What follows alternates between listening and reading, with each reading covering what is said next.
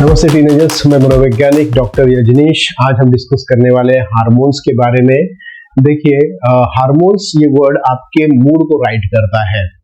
कई बच्चों को रात में नींद नहीं आती, मूड स्विंग्स होता है, क्रश के बारे में सोच सोच के रात भर नींद नहीं आती है, मन में क्या चल रहा है और शरीर में क्या चल रहा है कुछ भी समझ में नहीं आता।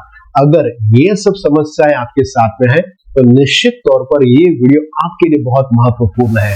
तो रिक्वेस्ट है कि पूरा वीडियो गौर से देखिए। तो टीनेजर्स, इस वीडियो को देखने के क्या फायदे हैं? इस वीडियो को देखने के 4 फायदे हैं। पहला फायदा है हार्मोन्स को समझना। दूसरा, हार्मोन्स की वजह से होने वाली समस्याओं को समझना। तीसरा, टीन एज में अपोजिट जेंडर के प्रति होने वाला आकर्षण और हार्मोन्स, इसमें क्या संबंध है, इसको समझना। चौथा और महत्वपूर्ण है मूड स्विंग्स के कारणों को समझना। तो टीनेजर्स, हो सकता है इस वीडियो में आपको एनिमेशन कम देखने के लिए मिले, लेकिन इंफॉर्मेशन कंप्लीटली ऑथेंटिक मिलेंगी और प्रेजेंटेड बाय ऑथेंटिक साइकोलॉजिस्ट मिलेंगी। तो बने रहिए। तो teenagers, come to the point. सीधा सवाल कि हार्मोन्स है क्या? हार्मोन्स वो चीज है जो आपके शरीर में छोटे छोटे संदेश भेजता है, यानी कि मैसेज भेजता है। तो टीनेजर्स, चलिए हार्मोन्स को समझते हैं एक स्कूल के एग्जांपल से। मान लीजिए एक स्कूल है। स्कूल के अंदर एक प्रिंसिपल, एक स्टाफ रूम, एक इंस्ट्रक्टर और स्टूडेंट्स हैं। स्कूल में प्रिंसिपल का काम होता है इंस्ट्रक्ट करना। प्रिंसिपल फिजिकल वर्क को एग्जीक्यूट नहीं करता है। प्रिंसिपल को अगर कुछ इंस्ट्रक्शन देना है तो वो जाता है स्टाफ रूम में, वहां से कोई इंस्ट्रक्टर होता है, उस इंस्ट्रक्टर को इंस्ट्रक्ट करता है कि आप जाइए फलाना फलाना काम कीजिए। हमारे एग्जाम्पल में प्रिंसिपल का मतलब होता है ब्रेन। ब्रेन को जब कुछ बताना होता है हमारे बॉडी को तो वो पहले स्टाफ रूम से कंसल्ट करता है, यानी कि हमारे ग्लैंड्स, और ग्लैंड में इंस्ट्रक्टर होता है। Instructor means hormone. वो हार्मोन को कहता है कि जाइए स्टूडेंट के पास में और स्टूडेंट को हैप्पी कीजिए, स्टूडेंट को स्टिमुलेट कीजिए, स्टूडेंट को मोटिवेट कीजिए। जब इंस्ट्रक्टर को हार्मोन को ब्रेन के तरफ से, यानी कि प्रिंसिपल के तरफ से इंस्ट्रक्शंस मिलते हैं, तब वो हार्मोन वहां से सेग्रीगेट होता है ग्लैंड से। ग्लैंड यानी स्टाफ रूम, स्टाफ रूम से वो हार्मोन सेग्रीगेट होता है, जिसको हमने इंस्ट्रक्टर कहा। जब वो स्टूडेंट को मिलेगा इंस्ट्रक्टर तो उन्हें वो खुश करेगा, हैप्पी करेगा, मोटिवेट करेगा। इसका मतलब हमारे एग्जाम्पल में जो इंस्ट्रक्टर है वो खुद हार्मोन है। वो जब बच्चों को मिलेगा तो जो हार्मोन वो है, अगर वो हैप्पी हार्मोन है तो वो हैप्पीनेस क्रिएट करेगा, अगर वो सैडनेस क्रिएट करने वाला हार्मोन है तो वो सैडनेस क्रिएट करेगा। तो टीनेजर्स, अब समझते हैं हार्मोन्स के पॉजिटिव और नेगेटिव इफेक्ट क्या क्या होते हैं। तो टीनेजर्स, हार्मोन्स के पॉजिटिव इफेक्ट्स कौन कौन से होते हैं, चलिए समझते हैं। देखिए, आपकी फिजिकल ग्रोथ होना यह हार्मोन्स की वजह से है। सोशल बॉन्डिंग का क्रिएट होना ये भी हार्मोन्स की वजह से है। आपको मोटिवेटेड फील होना ये भी हार्मोन्स की वजह से है। किसी के प्रति प्रेम होना, आकर्षण होना, शारीरिक आकर्षण होना, ये भी हार्मोन्स की वजह से है। ये सब और इस तरह के कई पॉजिटिव इफेक्ट्स हार्मोन्स की वजह से होते हैं।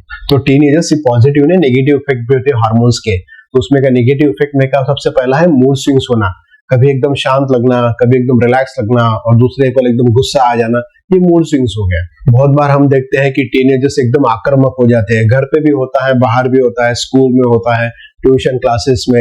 हम कभी एकदम शांत रहते हैं और एकदम से आक्रामक हो जाते हैं, पता नहीं चलता कि हम लोगों को गुस्सा क्यों आता है। जो एग्रेशन जो क्रिएट होता है ये भी हमारा हार्मोन्स की वजह से ही होता है। टीनेजर्स का सबसे प्यारा हार्मोन ऑक्सीटोसिन, किसी के प्रति प्रेम हो जाना, किसी के प्रति आकर्षित हो जाना, सोशल बॉन्डिंग एकदम स्ट्रांग हो जाना, ये सब होता है ऑक्सीटोसिन के वजह। टीनेजर्स का चौथा एनिमी होता है स्लीप डिस्टर्बेंस क्रिएट करने वाला हार्मोन्स। और स्लीप डिस्टर्बेंस कई प्रकार से होती है, जैसे कि एक ऑक्सीटोसिन अगर बढ़ गया, किसी के साथ में प्रेम हो गया, किसी के प्रति आकर्षित हो गए तो 100% स्लीप डिस्टर्बेंस है।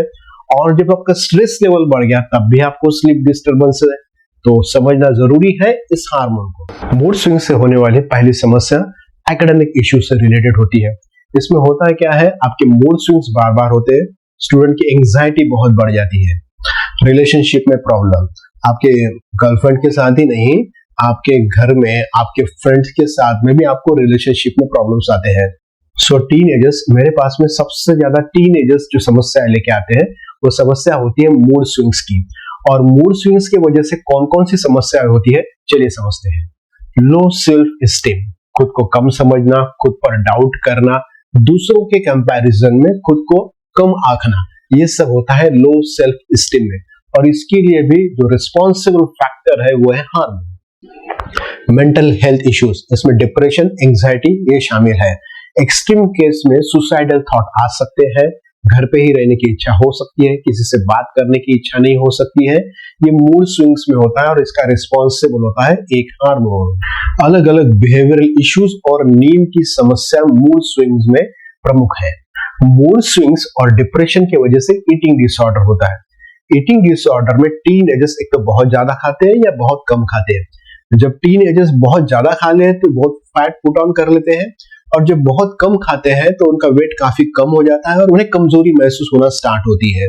और डेफिनेटली ये जो कमजोरी है ये इनके ब्रेन को इफेक्ट करती है और इनका परफॉर्मेंस कम हो जाता है।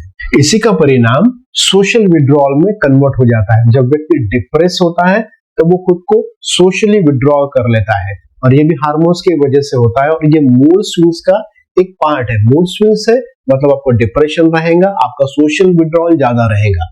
तो टीनएजर्स अगर समस्या है तो समाधान भी है। तो पहला समाधान ये है कि आपका ओपन कम्युनिकेशन होना चाहिए आपके पेरेंट्स के साथ में। अगर आपका पेरेंट्स के साथ में अच्छा कम्युनिकेशन नहीं है तो आपका कम्युनिकेशन बेस्ट होना चाहिए आपके साइकोलॉजिस्ट के साथ में। दूसरा महत्वपूर्ण फैक्टर है आपको इमोशंस मैनेजमेंट और अवेयरनेस आना चाहिए। जिस व्यक्ति को इमोशन अवेयरनेस और मैनेजमेंट आता है डेफिनेटली उसका ये हार्मोन्स कुछ बिगाड़ नहीं सकते। टीनएजर्स तीसरा महत्वपूर्ण होता है फिजिकल एक्सरसाइज को करना, अच्छी नींद लेना और सोशल बॉन्डिंग को बढ़ाना। तो टीनएजर्स आज के वीडियो का महत्वपूर्ण टॉपिक वो है टीन एज में अपोजिट जेंडर के प्रति जो आकर्षण होता है उस चीज को समझना। अपोजिट जेंडर के प्रति आकर्षण और हार्मोन का क्या संबंध है ये समझते हैं। बॉयज में जो हार्मोन होता है उसे कहते हैं टेस्टोस्टेरॉन और गर्ल्स में जो होता है उसे कहते हैं एस्ट्रोजन। ओके, अब ये सारी केमिस्ट्री इन दो हार्मोन्स के बीच में है। अगर किसी को, एक बॉय को एक गर्ल से अगर फिजिकल अट्रैक्शन हो रहा है तो ये सारा फिजिकल बायोकेमिस्ट्री है इन दो हार्मोन्स के वजह से। तो क्वेश्चन ये आता है कि ये जो प्रतिक्रिया है, क्रिया प्रतिक्रिया है, ये नेचुरल है क्या नेचुरल है? डेफिनेटली ये कंप्लीटली नेचुरल है। ये प्रकृति का एक तरीका है आपको एडल्ट बनाने का।